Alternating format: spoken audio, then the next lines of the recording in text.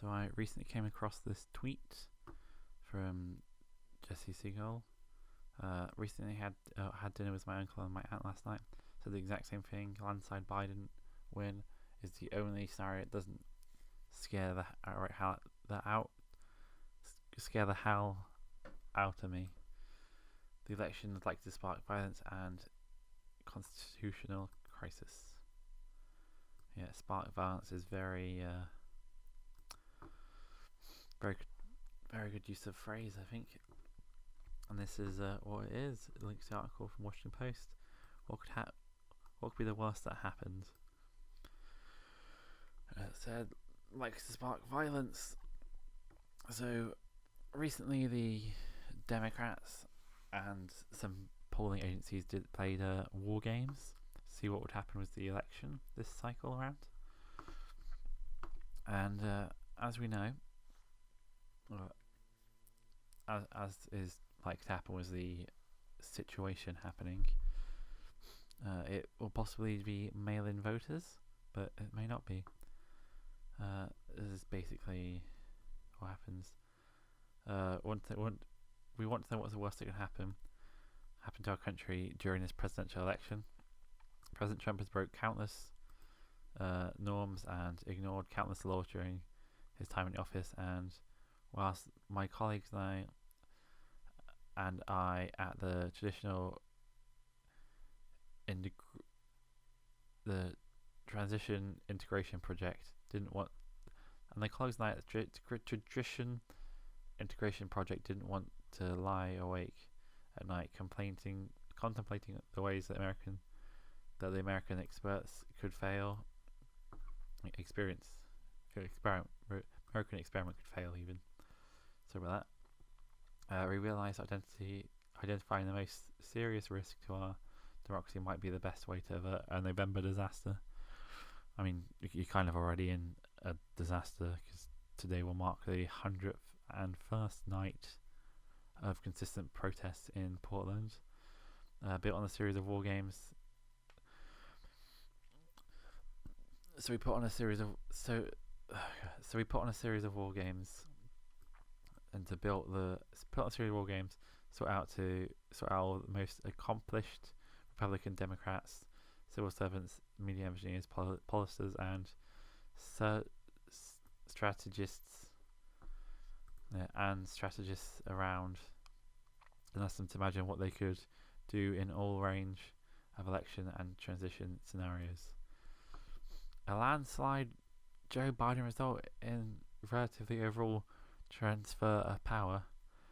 Every other scenario we looked at involved street level violence and political crisis. Did you? It's interesting because later on in the article you don't actually say that you basically had never Trumpers and Democrats. You haven't really actually got your Republicans or your pro Trump people. You just have very much anti Trump in all shapes and sizes. Picture this: on the morning of election day, false stories appear online claiming that Biden has been hospitalized with life-threatening heart attack, and the election has been delayed. Every mainstream organization reports the rumor unfounded, but Biden supporters, confused by the bogus claims, stay home. Still, by late night, the most major networks have called the election for Biden. The former vice president has won key states and has slender lead in the national popular vote. And polling experts predict that his lead will grow substantially,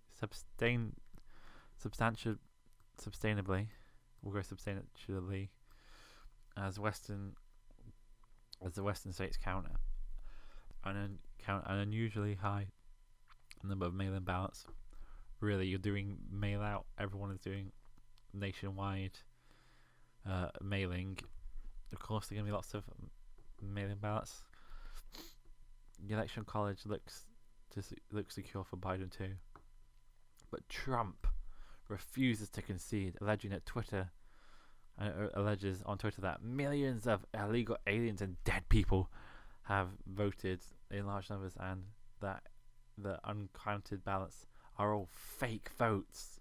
Social media fills with posts from Trump supporters alleging that the election has been stolen in a deep state coup, and Trump's friendly pundits on Fox News and OAN echoes the message.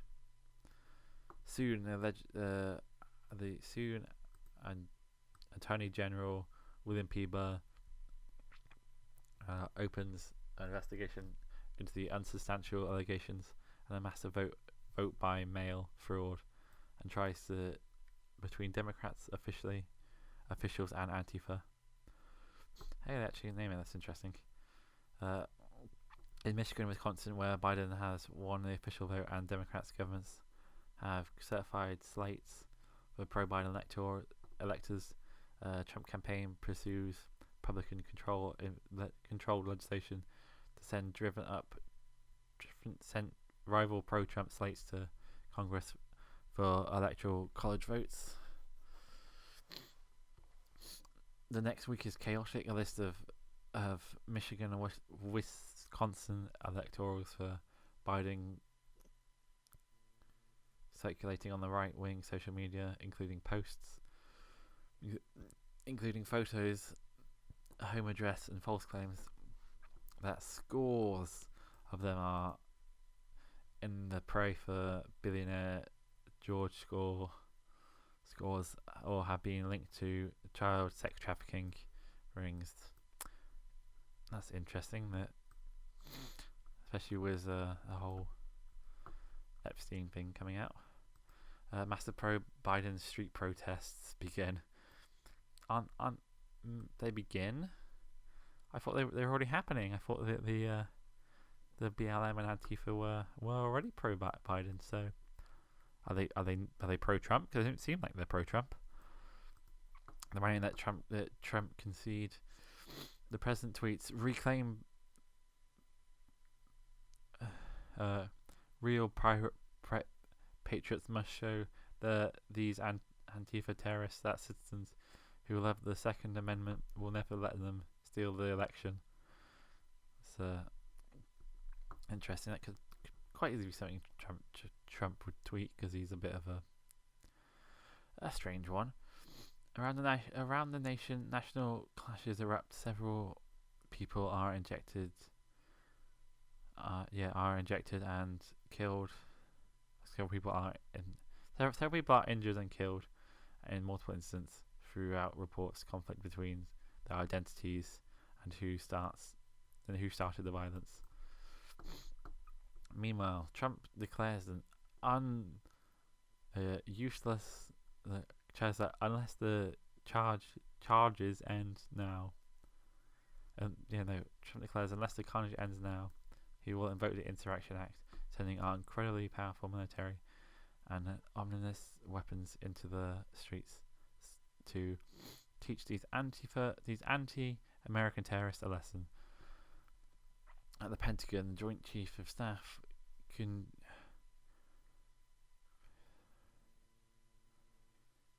at the Pentagon, Joint Chief of Staff convenes a hurried meeting to discuss the crisis, and it's not even Thanksgiving yet. Wow. That's interesting. Very doom and gloom way of looking at the situation. Basically says that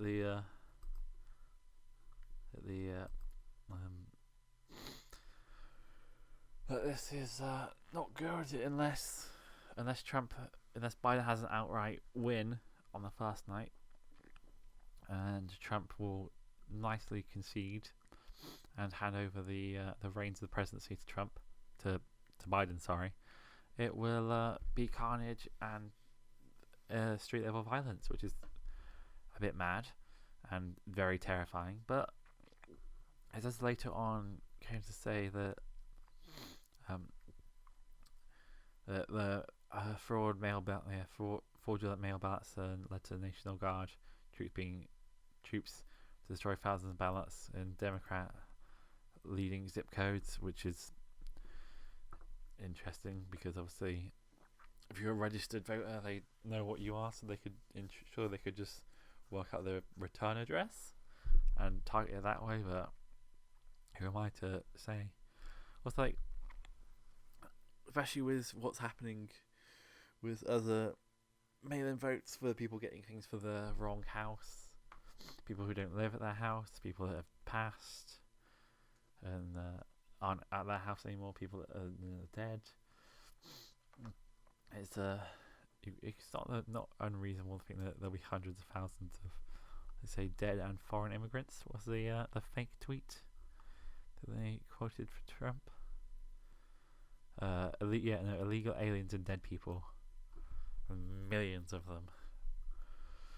Yeah, and in all the scenarios they laid out, unless Biden has a big win instantly, Trump will not hand over the presidency.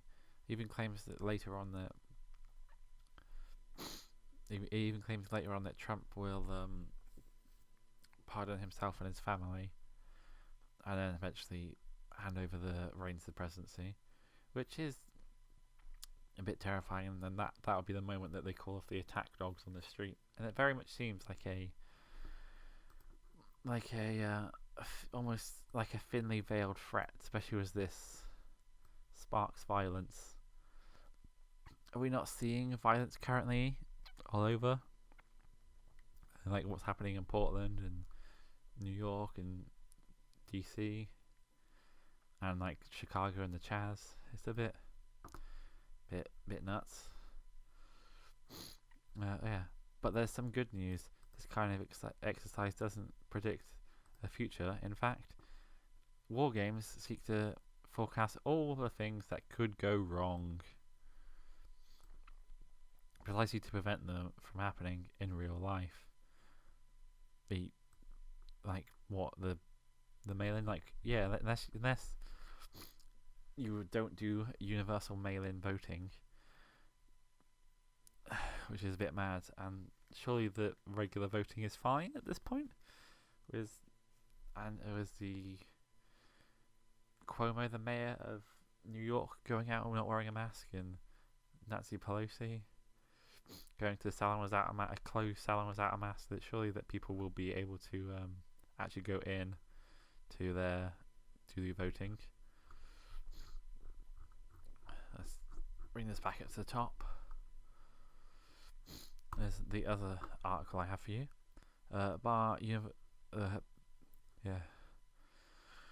But universal mail-in voting is like playing with fire.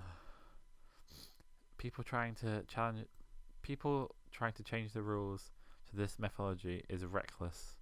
Like it clearly is, because there's no precedent for this amount of people on any country, especially not the US. They have absentee voting, which is quite different to what this universal mail-in voting is going to be, and they don't seem to understand that universal will mean everybody, and anyone who's ever voted or registered to vote at almost every address will be sent ballots.